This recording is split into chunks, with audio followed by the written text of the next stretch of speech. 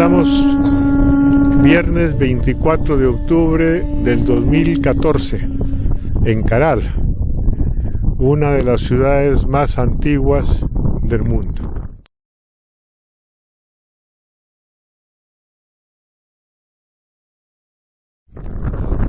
Xenofón y el conocimiento de la cultura andina que se ha ejercido hace más de 5.000 años es totalmente actual.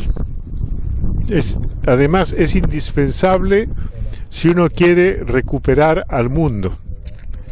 Los principios en los que se basa son principios de reciprocidad, son principios de respeto. Y en este momento una de las cosas que pasa en el mundo es que se ha dejado de respetar.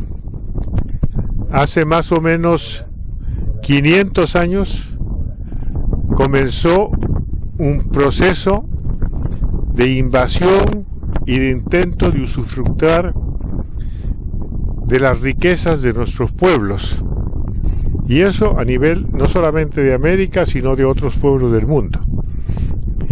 Entonces, al querer obtener la riqueza de nuestros pueblos, no solamente han querido obtener la riqueza, mejor dicho, han querido obtener la riqueza, pero la riqueza principal de cualquier pueblo es su tierra. Entonces nos han querido usurpar la tierra. Y entonces eso es lo que comienza a crear desequilibrio, porque el querer usurpar la tierra tiene como diosa a la codicia. Es la ambición la que hace. Y sabemos que la ambición lo que produce en otras personas en las que son usurpadas, lo que produce son miseria. Si a alguien le quitas la tierra, esa persona no puede producir, ¿no?, lo necesario para vivir. Y entonces se vuelve lo que decimos acá un huérfano, porque no tiene nada. Eso es importante considerar. ¿Por qué? Porque a finales del siglo pasado, por esas y quizás un poco antes, comienza un proceso de recuperación. Mejor dicho, siempre ha habido una resistencia de los pueblos que fueron invadidos, y quizás el hito más importante es el de José Gabriel Condorcanqui, a fines de los años 700, cuando se levanta y hace un proceso de independencia. Es José Gabriel Condorcanqui, conocido como Tupac Amaru II, es el primero que abiertamente habla de independencia. Los procesos que han habido el siglo pasado en el resto de América y digamos en 1800 son procesos en su mayoría de emancipación. Uno se emancipa de su padre. Eso quiere decir que los procesos de emancipación son procesos de liberarse de la tutela de su padre. Están reconociendo que su padre venía de España o de Portugal. José Gabriel Condorcanqui no hace eso. Él declara que él tiene derecho, como uno de los caciques o como uno de los curacas de nuestros pueblos, a volver a gobernarse como se gobernaban antes de llegada de los invasores.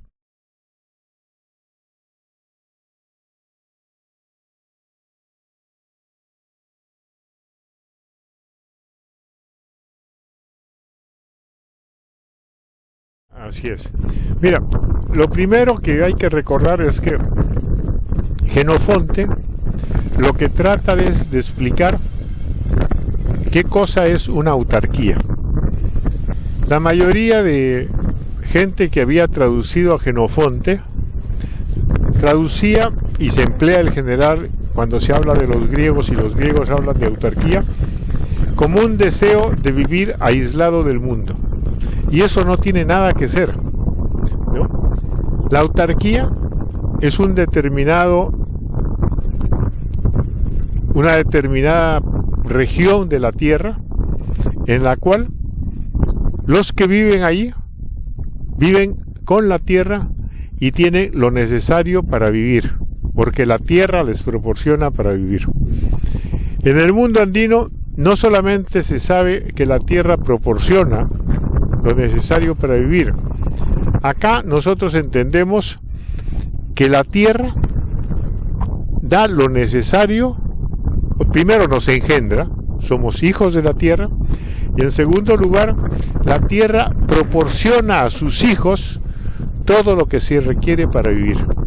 Y efectivamente, si nosotros vemos, uno cuando vive en un pueblo, en ese pueblo obtiene todo lo necesario para vivir. No solamente comida, lo que bebe, el aire, la ternura, el calor.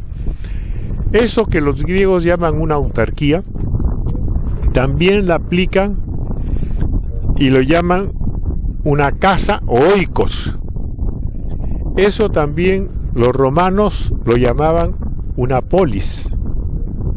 En el mundo andino eso se conoce como un ayo. En México como un calpulli, ¿no? Y en general en todo el mundo ha habido de estos espacios que dan lo suficiente para vivir. En el mundo hay miles de estas autarquías, pueblos o espacios autosuficientes. Entonces, ¿por qué es importante esto?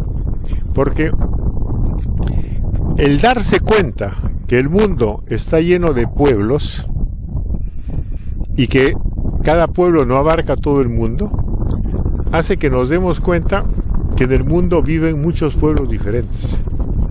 Y cuando yo entiendo que en el mundo viven muchos pueblos diferentes, me doy cuenta que yo no soy el único, que cada pueblo es diferente. En consecuencia, cada pueblo tiene sus costumbres, y no se trata, y eso nos hace ver que tenemos que a cada uno respetarlo tal como es. No hay que tolerarlo, porque uno tolera lo que no le parece. Hay que simplemente darse cuenta que cada uno es diferente. Y cada uno, como la Tierra le proporciona lo necesario para vivir, cada uno va a decir que su tierra es la mejor. Y lo que produce su tierra y que lo que comemos en cada sitio es lo mejor. Yo soy moche, yo digo que lo mejor que hay es un cangrejo reventado o una raya sudada. Pero si me voy de repente a Francia, un francés me va a decir que lo mejor que hay es pan, queso, unos champiñones y vino. Y yo no tengo por qué pensar o obligar al francés a que coma acá unos cangrejos reventados o una raya sudada o un ceviche. Cada uno tiene su plato. Entonces es importante porque eso es el término de respeto, y eso para ahora es fundamental. Porque si comenzamos y sabemos que ahora, a partir del siglo pasado, hay un nuevo proceso de recuperación que se da, que ha comenzado en Venezuela. Entonces, de lo que se trata es de recuperarnos eso. Es actualmente, y recuperar significa en primer lugar respetarnos cada uno con nuestras diferencias, cada uno con su proceso propio para caminar.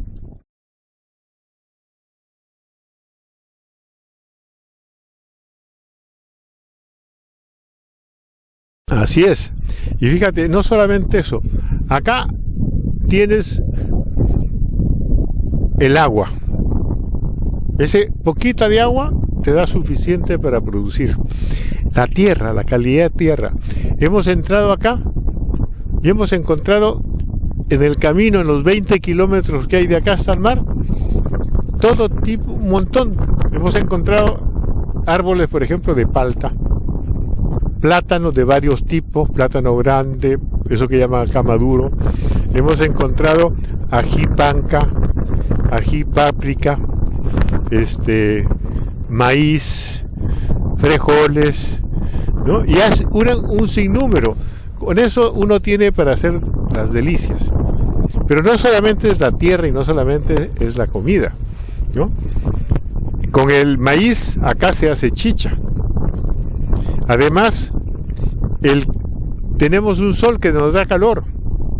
Pero no solamente nos da calor. Acá uno mira al cielo y se orienta. No hay una sola construcción de estas que hay acá que no esté alineada con las constelaciones de los astros. Entonces, estas construcciones son, digamos, el equivalente de grandes centros de estudio y de investigación, porque el conocer el cielo nos hace conocer el clima que tenemos, y cuando yo conozco el clima, entonces me puedo actuar bien, puedo adaptarme, ¿no? Acuérdense, el clima es la manera concreta como vemos a la tierra. Yo me puedo subir a un cerro y veo tierra, veo un poco más allá y veo el horizonte, ¿no? Entonces eso me da una primera visión, pero esa es la única manera de ver la tierra. La tierra, como la presentan en fotos, redondita, no se ve desde la tierra. Los habitantes de la tierra no ven eso. Eso hay que salirse de la tierra y desde ahí tomarle una foto. Nosotros no la vemos así. Nosotros sentimos a la tierra, o sea, la tierra la sentimos por el clima que tenemos. Más calor, menos calor, más agua, menos agua, más seco, más húmedo, ¿no? Más frío. Y entonces, ¿qué cosa es lo que pasa? La tierra, ¿no? Lo que hace es ir cambiando constantemente de clima. ¿Y para qué hace eso? Porque la madre, nuestra tierra es la madre, es nuestra madre. Y ella va cambiando el clima porque nos está enseñando a vivir. ¿Y cómo es eso? ¿Sí? Nunca quiere que esté uno quieto. Siempre quiere que esté cambiando, porque la vida es equivalente a lo que es el cambio. El cambio es lo que es animado. Animado es quizás una de las mejores definiciones que hay en la vida. Entonces, la tierra nos va cambiando y nosotros nos tenemos que acoplar o adaptar. Yo me acoplo cuando cambio en mi interior. Si hace frío y yo me acostumbro al frío, como en los países nórdicos hay esas personas que se frotan con hielo y se lanzan a un lago con el agua fría, porque están haciendo que el frío el cuerpo se acostumbra al frío. Cuando hace calor, igual, ¿no? Uno se acostumbra. Cuando sube a la altura, uno camina a la altura y el mismo cuerpo comienza a poner más glóbulos rojos. Entonces, eso es importante porque hay que entender la capacidad que tienen todas las plantas y los animales de acoplarse. Cuando hace mucho frío, a los elefantes les salía pelos. Eso le llamamos mamut. O sea, uno puede cambiar todo. No hay imposibilidades en cambiar en extremo, ¿no?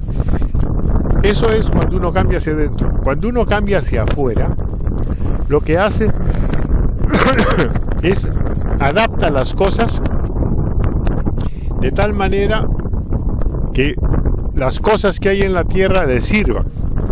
Por ejemplo, hace mucho frío, uno se pone una manta y se abriga, ¿no? Hace mucho calor, uno se desnuda, ¿no? Ese cambio, que parece una cosa muy simple, es la que da lugar a las tecnologías, ¿no? Si yo hay mucha agua y necesito cruzar un río, hago un puente. Los puentes que se han inventado acá, en el mundo andino, esos mismos diseños de puentes son los que en la actualidad utilizan en Estados Unidos, en China y en todo el mundo para diseñar puentes, ¿no? O sea, los caminos que se han hecho acá es lo mismo, ¿no? Acá, las edificaciones que hay, pasan los terremotos. Por ejemplo, en Chanchan hay paredes inmensas y no se caen.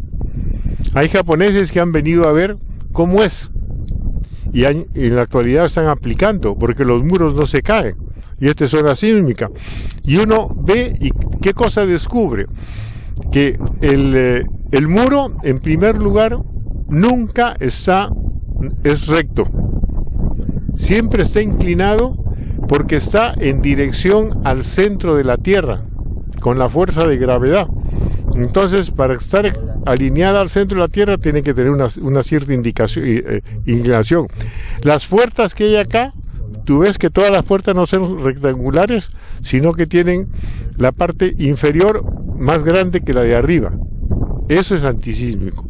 Además, los cimientos están hechos con varias capas de piedra de diferente tamaño, de manera que sirven de amortiguación.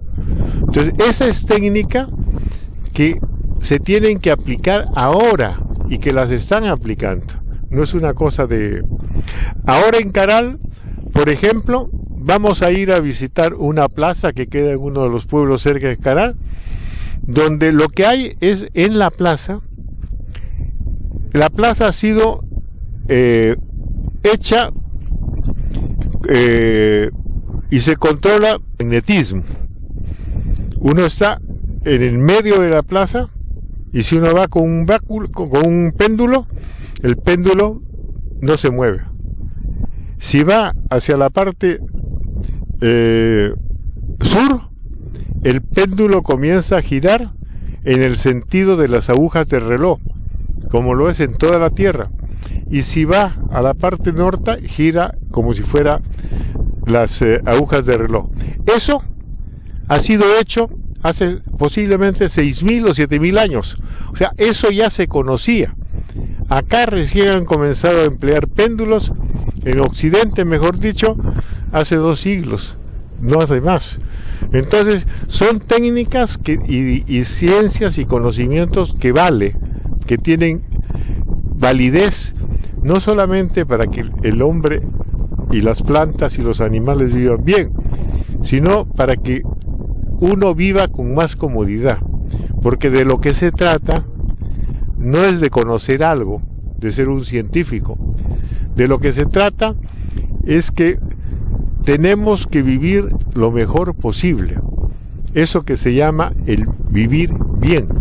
Lo que se comienza de nuevo a aparecer, por ejemplo, como dicen en Bolivia, el vivir bien, en Ecuador, el buen vivir, en Venezuela, como decía Bolívar, el bien supremo es la felicidad.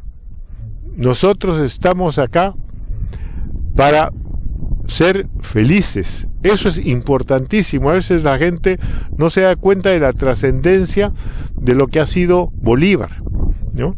Bolívar ha traído cosas magníficas, ¿no? Entonces, eso es, yo creo, una de las cosas que hay ahora y que nos da vigencia totalmente en la actualidad.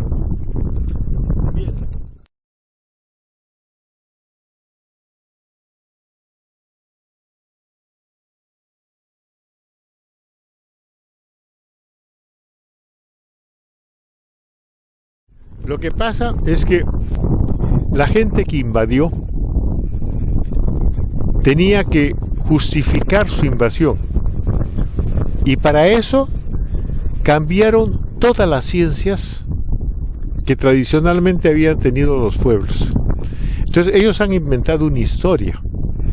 La historia siempre, acá la hemos contado y siempre ha sido una cosa de corrido. Acá tenemos conocimiento de hace 5 millones de años desde que aparece el hombre, ¿no? Y entonces, han hecho, y para ellos, ¿no? En su afán de ser los más inteligentes, han dicho que existe una historia y una prehistoria. Y esa historia es cuando el hombre recién comienza a escribir o recién comienza a pensar racionalmente. Eso era una justificación para decir, los que no piensan así están mal y por eso los vamos a cambiar. Bueno, eso mismo sucede con la economía. La economía que han inventado hoy ellos es una economía de la época de Adam Smith y David Ricardo. Adam Smith y David Ricardo son dos comerciantes que participaban en el usufructo de lo que habían invadido las tropas británicas, la India. Entonces esa es una ciencia de la ambición, de la codicia. Por eso es que, por ejemplo, el libro más importante de David Ricardo es El interés.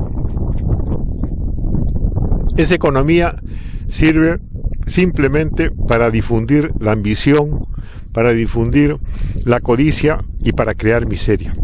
Xenofonte y la economía que tenemos nosotros no es eso. La nuestra es una economía de la solidaridad, del apoyo mutuo, y eso es lo que hay que volver a tener ahora.